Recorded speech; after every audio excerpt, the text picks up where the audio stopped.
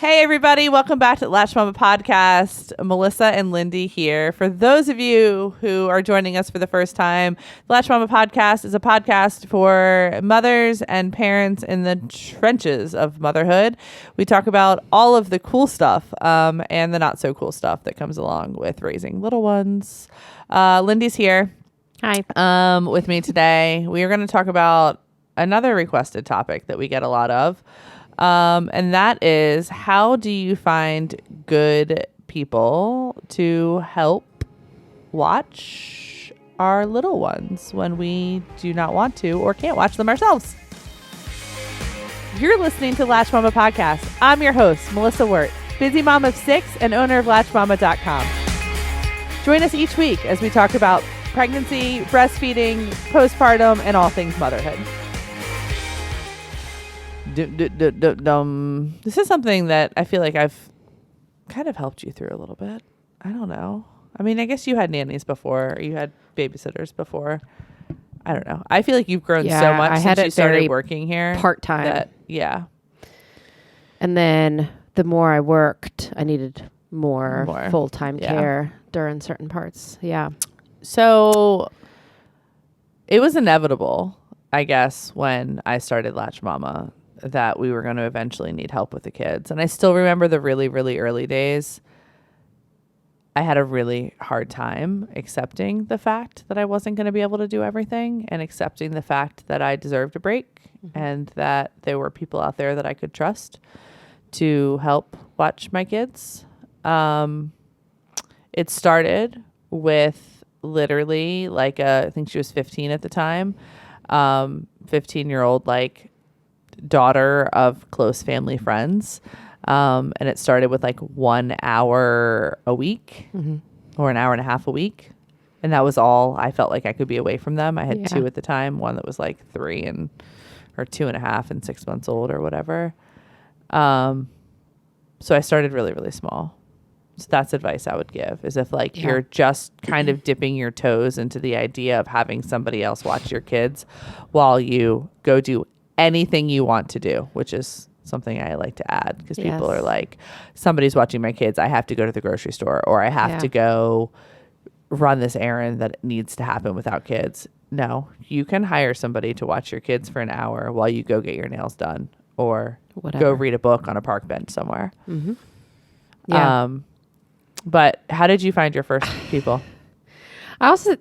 Just to speak to, you have 1 or 2 kids. It's hard. It's hard to get over that bit of fear, I think, in leaving your children. Yep. Not just the guilt, but is this okay? Is everybody going to be okay? That kind of thing. But eventually we found there was this really incredible family around the street that had 3 girls. Yep. And, we moved into where we are in the neighborhood where we are now 11-ish years ago. So they are now late 20s down to early 20s. So they were 13, 15, 16. And I think all 3 of them at some point helped us through that time with the twins, without the twins before that. Just very, very great family of 3 girls. So, but I know it's not always easy to find. Yeah, but if you can those find teens in the neighborhood or in a local group or church or anything that you participate in, it's not always easy. Eric laughs at me all the time. I have a really good eye for value minivans on Craigslist. now good cows too, but value minivans on Craigslist, and I will spot somebody who I want to help me watch my children from miles away. We're talking Chick-fil-A drive-through, anywhere. I will spot them and be like, that person needs to be part of our team. And he'll always laugh. But it's very similar to what happens here at Latched Mama. I hate going outside of the Latched Mama bubble. I hate hiring strangers. I call them. They're not really strangers, but anything that goes on Indeed or anywhere like that. It's hard. I want a friend of a friend of a friend. I want to know more about people than you probably should as an employer. But I think that's okay, especially with kids and your little precious little ones. Right. So my biggest piece of advice is, do not give up on the asking around thing, especially for that like really part-time babysitter situation, like a night out or whatever. Try and find somebody who you have some sort of connection with, that you're not just hiring like a rando from the internet.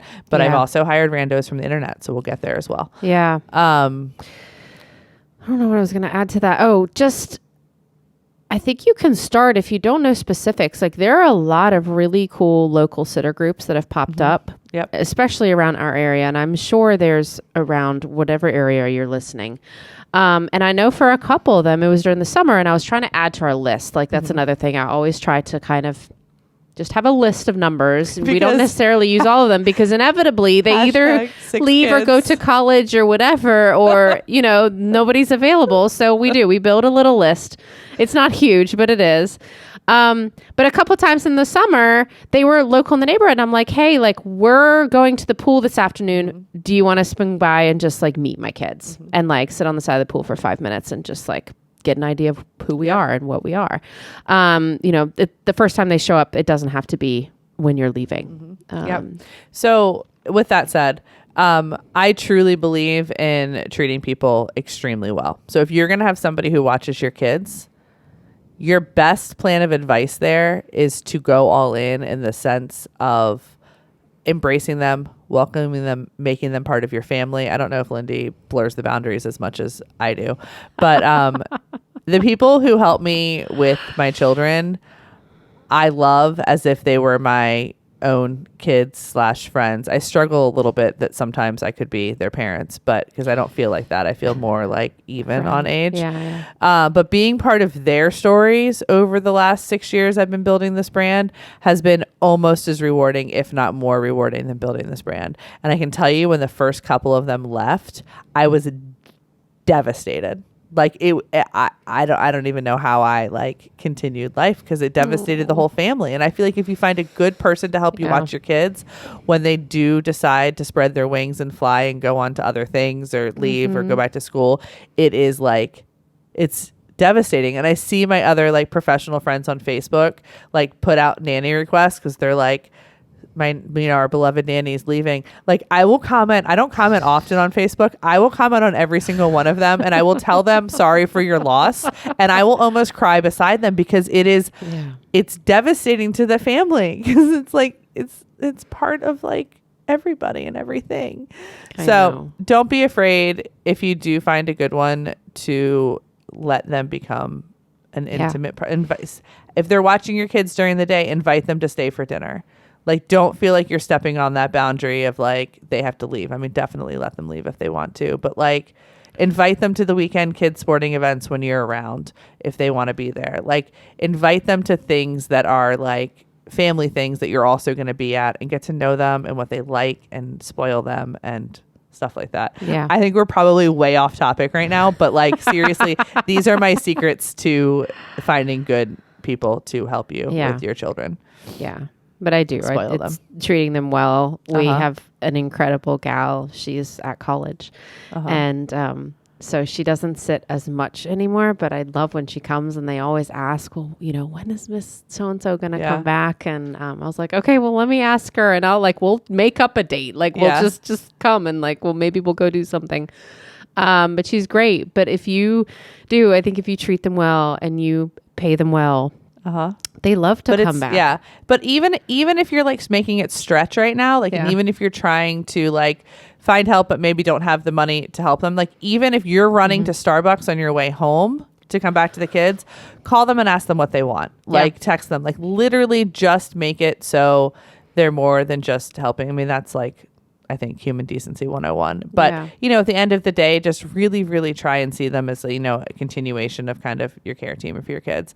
Right. I mean, I have so many stories to share from all of the amazing people that have been in my life.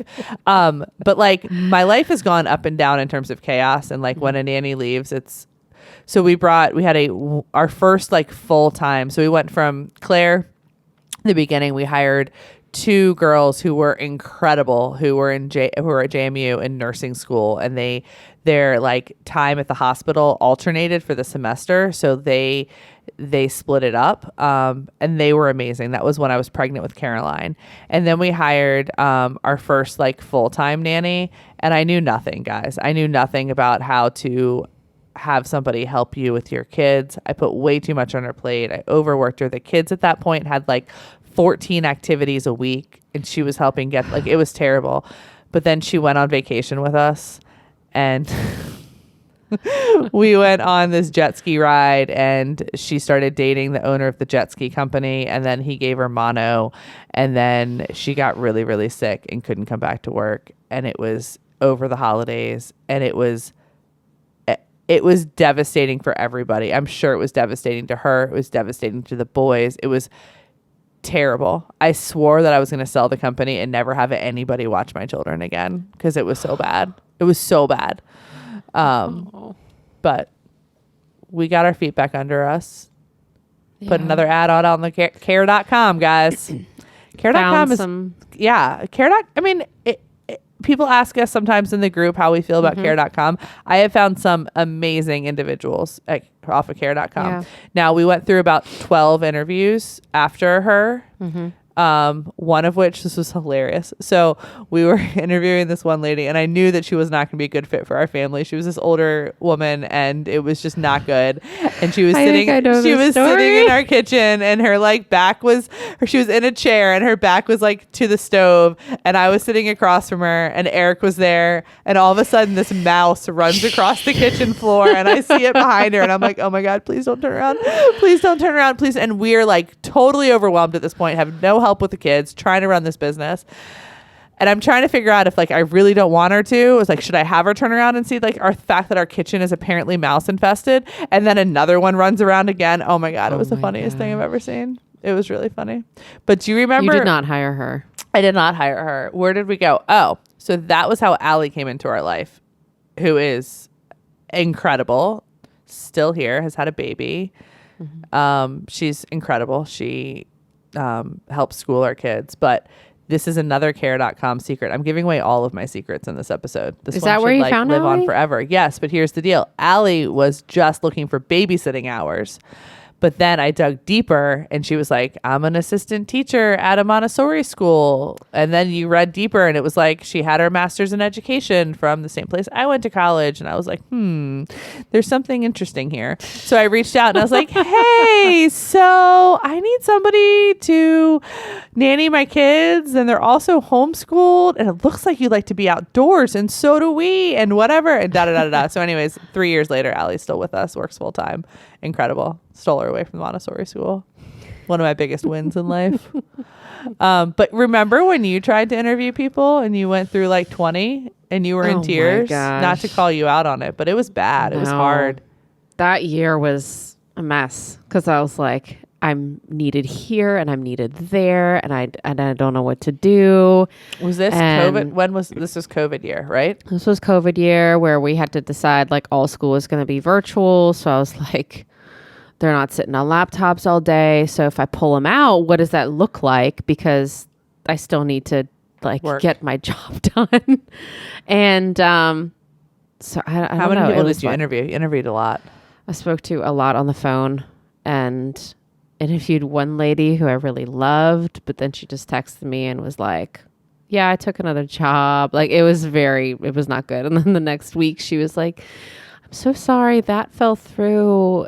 Do you still want to talk? And like, I just didn't even email her back. It's funny because it's like when people turn you down, they're not just turning you down. They're turning kind of your like life down and your whole family. Yeah. It's hard. And then it's also like we kind of had a budget of what we could work with. And I don't ever want to put like a certain amount on the value of somebody. But at the same time, I think you are working with what you have. And I had one teacher who seemed great and she wanted so much money that we didn't have for that. Yeah. And so just kind of accepting that it's going to be okay. The world is not going to fall apart. Yeah.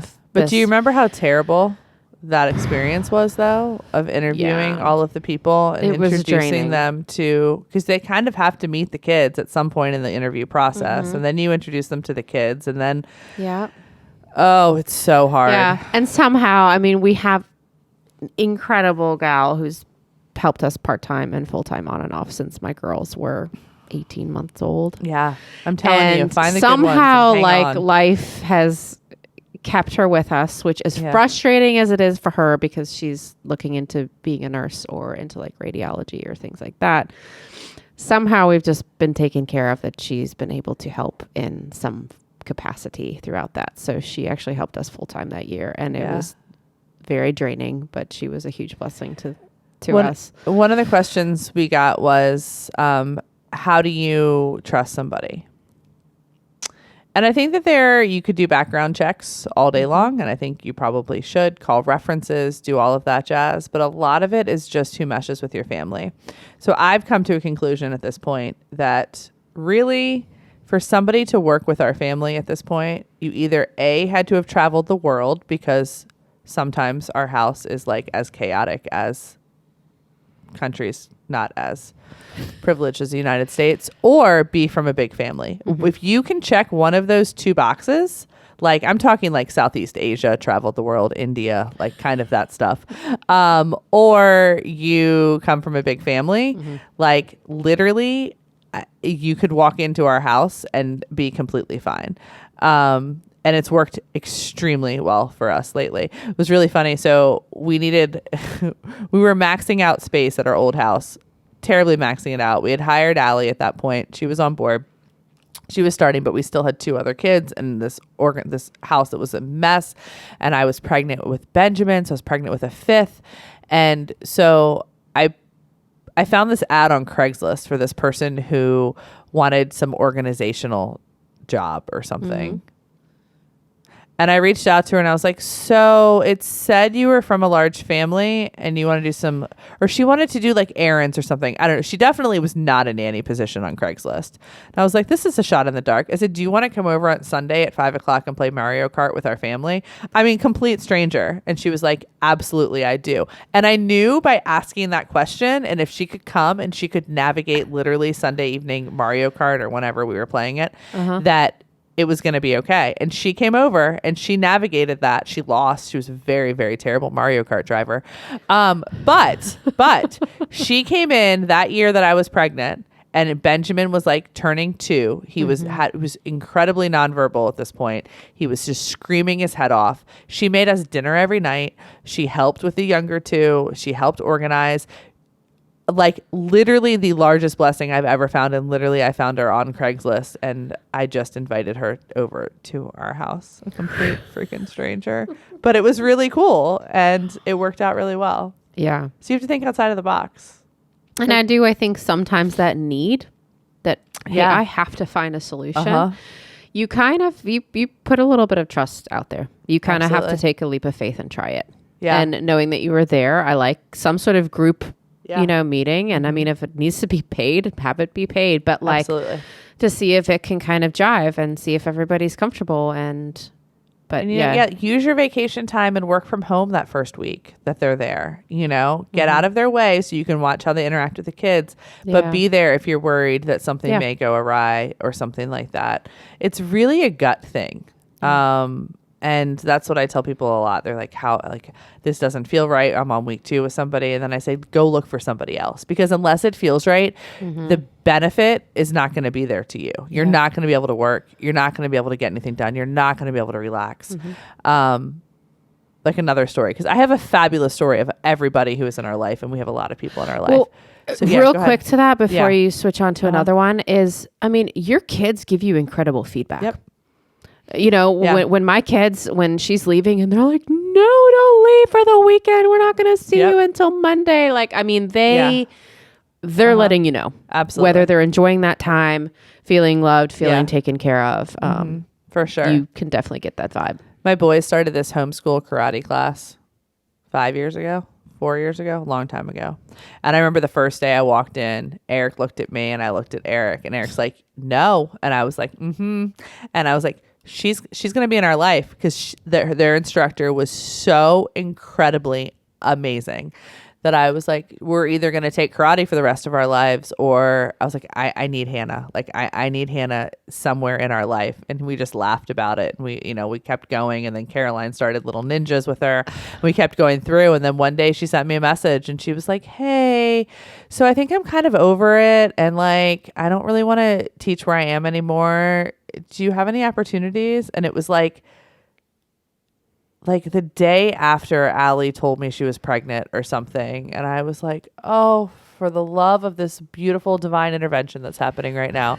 So she came and worked in the office for a little while, but then she transitioned to full-time nanny. And so she's our full-time nanny now. And she's had 2 kids of her own. And she brings her kids to work every day. And her kids are best friends with my kids. But she's incredible. But you ask Benjamin every night, because we go around the table and we say, what's your favorite part of the day? Mm-hmm. And Benjamin's favorite part of his day is his time with Hannah. But then also Rose, who was the one who came over and played Mario Kart, who went back to school, who no longer works with us, is putting in a garden for us at the farm, because that's what she went back to school for. See, isn't it beautiful? It all comes full circle. I'm learning and growing. But that day that she showed up, Benjamin grabbed her by the hand and they just started walking. And it was so beautiful, because it was this person that was in his life when he was 2 to 2.5 to 3. And he remembers her and he loves her. And it's wonderful. How do you deal, though? This is another question we get. How do you deal with the guilt that comes from the fact that like your kids are bonding or experiencing or having those moments with people other than you? I think I really struggled in the beginning. Mm-hmm. And I'm talking like way beginning, even having a sitter, I would just struggle with that. And I think I'll always have a little bit of that mom, like I'm not giving everything 100% type of thing. But I think it does come to a point. I think when I finally started, I was like, hey, I want to do something outside the home for a little bit. And I started working here a little bit. There were those days were hard, but then it was also like, it is okay. I can do something for myself. I can better myself. I can get back into something that I really liked to do. And it was okay. And now I'm like 100% fine with it. Yeah. Every now and then I have stronger feelings towards wanting to spend more time with them a little bit. And then other weeks I'm fine. Yeah. And I think it's just navigating those ups and downs and, seeing where the months go or the time of year or the needs that the different kids might need. But yeah, I mean, I'm 100% fine with it now. Yeah. Because I feel like I have a much better balance for myself. I get called Hannah and Rebecca and Allie throughout the weekend all the time. It doesn't bother me at all.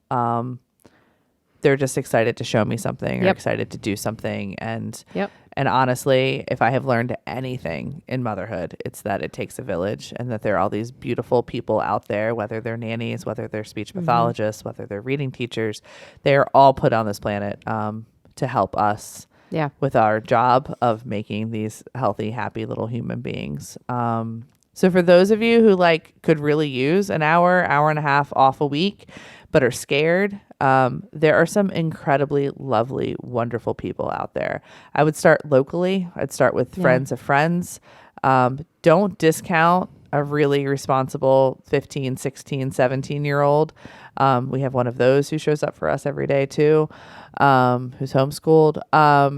But really, truly kind of just dig into your community. Put something on your personal Facebook page too. People have, kids that are looking to interact with other kids and stuff like that. Be home the first couple times, watch how they interact with your kids, and just go from there. Just treat them super well, make them part of your family. And honestly, you're going to benefit, I think, just as much as they do, which is really, really cool. And it's not a permanent thing from the get-go. You can try see if it jives. As sometimes I like it to be. But no, I mean, but you know what I'm saying? Like, you're not completely locked into something, and it needs to work for both parties, and it's okay if it doesn't. And but they love having 100%. The other people in their lives as well. And it doesn't bother me when I get the names either. I sometimes will gently remind them, like, hey, remember when you're talking to somebody, like, look and see who you're talking to, because they run around like chickens with their heads cut off, and they're like, Vanessa, look at it. And I'm like, she's not here, honey. And they're like, oh, mom. I'm like, just slow down. Exactly. Down. But they're so excited about what they made with her. And it's really, really cool. It's really awesome. So. And those other people bring their lives and their journeys, to you as well, you know, which is really cool. And they bring them to their family, and they bring, you know, some different, like, we still have Rose's black beans every Tuesday night on Taco Tuesday. Cause like Rose's black beans are just a can of black beans with like cayenne pepper and chili pepper or something else in them. I don't even know. I just throw a bunch of stuff in a pot, but they're still called Rose's black beans, you know, and like Allie, who is Jewish, sends them hamantashen, when it's supposed to be hamantashen time, which I don't know when that is. You know, and they play dreidel with her, and like, you know, it's really, really awesome. You know, it's a cool thing to watch other people be in their lives and, you know, what they can bring too. So reach out if you guys have any specific questions. Yeah. Like I said, I can find value minivans, cows, and really, really, really awesome people sometimes. So I can give you all the tips. So thanks, guys.